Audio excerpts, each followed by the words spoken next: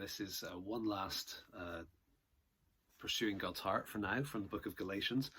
And right at the end, in chapter 6, he's been, his main arguments over at this point is kind of some practical applications and implications in terms of fulfilling the law of Christ, supporting one another, looking out for the one that's caught in sin, and so on.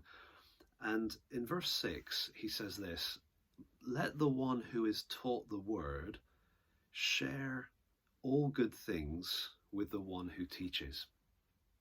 So in that time, probably what's going on is that the false teachers have come in and they've kind of turned the heads of the people, these new believers, and so they've started to feel the disconnect, or Paul started to feel the disconnect in terms of their connection to him, and maybe to others as well who brought the gospel to them.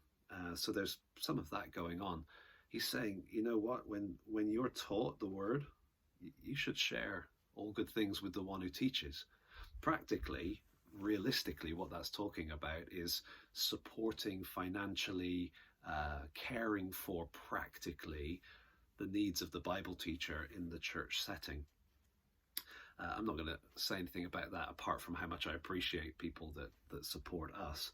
And I suppose if you're watching this in the midst of the crisis, don't forget the leaders of your church. They're carrying a lot. They're praying for you. They're probably trying to figure out new ways to do church and how to support and all of that stuff. So do support them, care for them, pray for them in any way you can. But the thing that I was thinking specifically as I read that, and what's kind of lingered in my mind, is just looking back at people that have been a real blessing to me over the years.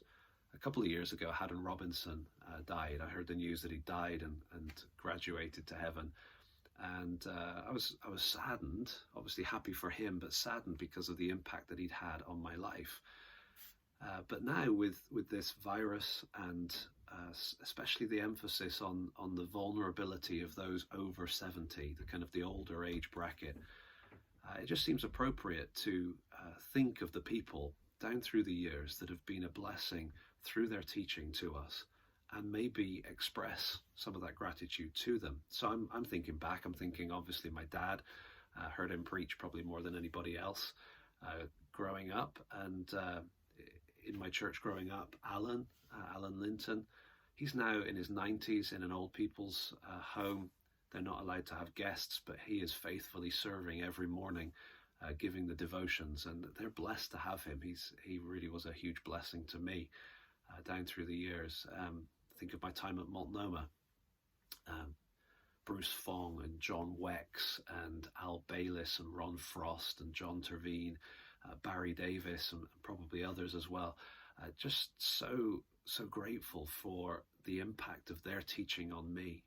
Over the years, George Verwer has had a huge impact in my life as well, and I'm sure there are others too. But I wonder for you if now might be an appropriate time just to look back and say, hang on a minute, are there people that maybe 20, 25, 30 years ago were the ones that were teaching me the Bible, that marked me, that shaped my life? Maybe now's a good time, if it's appropriate, if you have opportunity, to reach out and express gratitude to them. And just a thought, practical, hopefully relevant to the situation we're in. But let's keep reading God's word and seeing how it stirs us as we appreciate his heart for us. Thanks.